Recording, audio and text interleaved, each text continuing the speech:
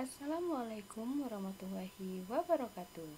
Baiklah, pada kesempatan kali ini kita akan membahas materi tentang pemodelan dalam bentuk aljabar. Apa itu pemodelan dalam bentuk aljabar? Nah, kalian pasti sering menemukan masalah dalam kehidupan sehari-hari. Misalnya, menghitung jumlah uang tabungan, menentukan harga barang yang kita beli, atau bahkan menghitung waktu perjalanan. Nah, itu semua bisa kita pecahkan dengan menggunakan model aljabar. Jadi, pemodelan dalam bentuk aljabar adalah proses mengubah permasalahan sehari-hari menjadi bentuk persamaan atau ekspresi aljabar. Nah, dengan pemodelan ini, kita dapat menyederhanakan dan menyelesaikan masalah menggunakan konsep matematika. Selanjutnya, sebelum kita membahas materi yang lebih mendalam, ada dua konsep penting yang harus kalian pahami, yaitu variabel dan konstanta.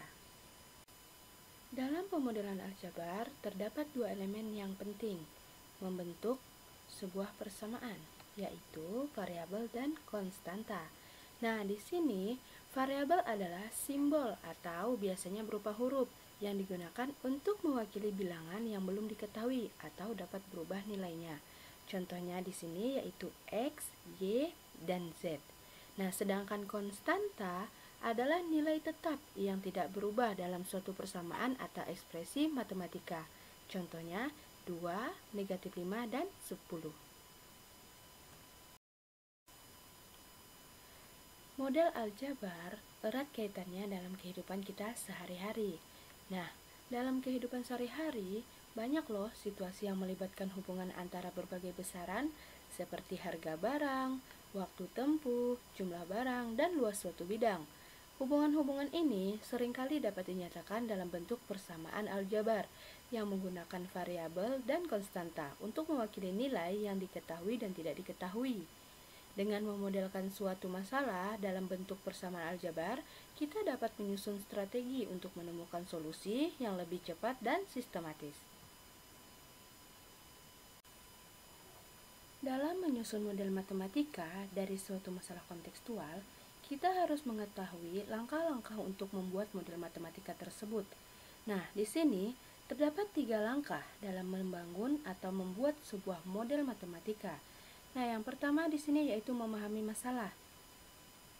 Sebelum kita menyusun sebuah model matematika, kita harus memahami dengan baik apa yang diminta dari soal tersebut. Nah, caranya bagaimana?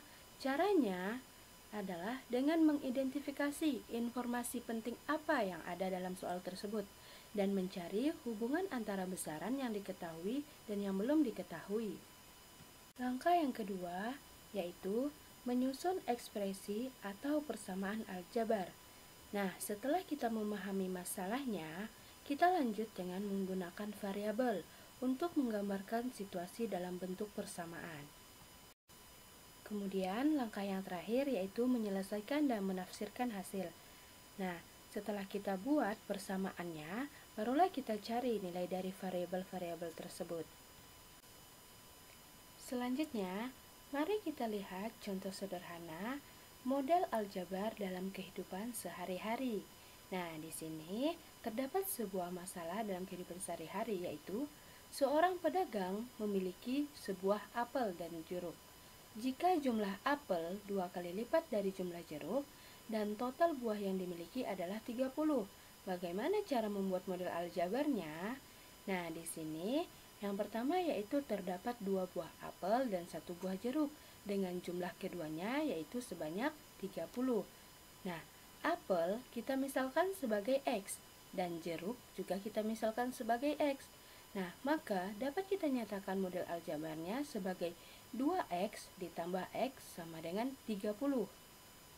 Karena apel itu jumlahnya ada 2 dan jeruk ada 1. Sekarang kita lanjut pada contoh soal berikutnya. Nah, di sini terdapat contoh masalah dalam kehidupan sehari-hari yang sering kita temui. Nah, soalnya yaitu Adip memiliki tabungan awal sebesar 200.000. Setiap bulan, ia rutin menambah tabungannya sebesar 50.000. Setelah beberapa bulan menabung, jumlah tabungan Adip menjadi 450. Nah, berapa bulan yang Adip butuhkan untuk mencapai jumlah tabungan tersebut? Nah, sekarang kita masuk dalam tahap penyelesaian. Kita misalkan X adalah jumlah bulan selama menabung. Maka, total tabungan X bulan sama dengan tabungan awal ditambah tabungan rutin dikali dengan X sama dengan jumlah tabungan. Nah, di sini tabungan awalnya itu sebesar 200.000 dan tabungan rutinnya itu sebesar 50.000. Sedangkan jumlah tabungannya itu sebesar 450. Maka, kita dapatkan persamaan aljabarnya yaitu 200.000 ditambah 50.000 X sama dengan 450.000. Nah, di sini kita tinggal selesaikan untuk mencari nilai X-nya berapa. Maka diperolehlah 50.000 X sama dengan 450 dikurang 200.000. 50.000 X itu sama dengan 250.000. Nah, sekarang kita mencari nilai X-nya yaitu 250.000 itu dibagi dengan 50.000. Maka diperoleh nilai X-nya itu sebesar 5. Nah, setelah kita mendapatkan nilai X-nya itu sebesar 5, maka dapat kita tarik kesimpulan bahwa banyaknya bulan yang dibutuhkan Adip untuk mencapai jumlah tabungan tersebut adalah selama 5 bulan. Nah, gimana? Udah pada paham belum dengan materi ini? Nah, kalau sudah paham, coba kita lanjut pada contoh soal yang kedua. Nah, dalam kehidupan sehari-hari, kita juga sering menemukan masalah seperti ini. Bu Vira adalah seorang pedagang kue yang menjual 2 jenis kue, yaitu kue pai coklat dan kue pai keju. Suatu hari, ia menjual total 50 kue. Harga satu kue pai coklat sebesar Rp3.000, sedangkan harga satu kue pai keju itu lebih mahal Rp2.000 dibandingkan dengan kue pai coklat. Nah, jika total pendapatan Bu Vira dari penjualan kue hari itu sebesar Rp200.000, berapa jumlah masing-masing kue yang terjual? Nah, di sini sekarang kita masuk pada tahap penyelesaiannya. Yang pertama, kita misalkan terlebih dahulu. X itu sebagai jumlah kue pai coklat dan Y adalah jumlah kue pai keju. Nah, di sini yang diketahui yaitu total kue yang terjual itu sebanyak 50 kue. Sedangkan harga kue pai coklat itu sebesar Rp3.000 dan harga kue pai keju itu lebih mahal Rp2.000 dari kue pai coklat. Berarti harga kue pai keju yaitu sebesar Rp5.000. Nah, kemudian diketahui juga total pendapatan dari penjualan kue itu sebesar Rp200.000. Maka, dapat kita buat model matematikanya sebagai berikut. Nah, di sini diperoleh yaitu X ditambah Y itu sama dengan 50. Maka dapat kita sederhanakan menjadi Y sama dengan 50 dikurang X. Nah, ini kita nyatakan sebagai persamaan I1. Kemudian yang kedua yaitu 3.000X ditambah 5.000Y sama dengan 200.000. Nah, ini kita nyatakan sebagai persamaan I2. Nah, dari kedua persamaan di atas, kita bisa menyelesaikannya dengan menggunakan metode substitusi ataupun eliminasi. Nah, pada kali ini, kita akan mengerjakannya menggunakan metode substitusi. Yang pertama yaitu substitusikan persamaan I1 ke dalam persamaan I2. Maka 3.000X ditambah 5.000Y sama dengan 200.000. Nah, sekarang kita substitusikan nilai Y ke dalam persamaan I2. Diperolehlah 3.000X ditambah 5.000 dikali dalam kurung 50 dikurang X sama dengan 200.000. Nah, kemudian diperoleh hasil 3.000X ditambah 250.000 dikurang dengan 5.000X sama dengan 200.000. Nah, di sini nilai X-nya itu bisa kita operasikan, yaitu 3.000X dikurang dengan 5.000X. Maka diperoleh hasil yaitu minus 2.000X. Nah, untuk 250.000-nya kita pindahkan ke ruas kanan. Maka diperoleh hasil yaitu minus 2.000X sama dengan 200.000 dikurang dengan 250.000. Maka minus 2.000X itu sama dengan minus 50.000. Sehingga dapat kita peroleh nilai X sama dengan minus 50.000 dibagi dengan minus 2.000. X sama dengan 25. Nah, maka diperoleh nilai X sama dengan 25.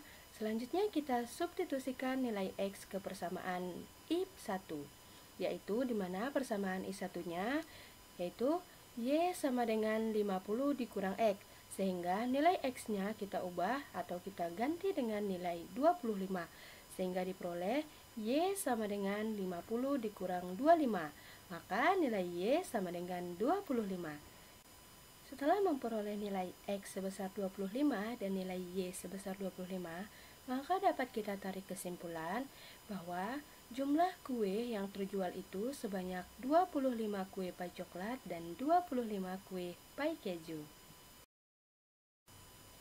Baiklah anak-anak, hari ini kita sudah belajar bagaimana menyusun model matematika dari masalah kontekstual.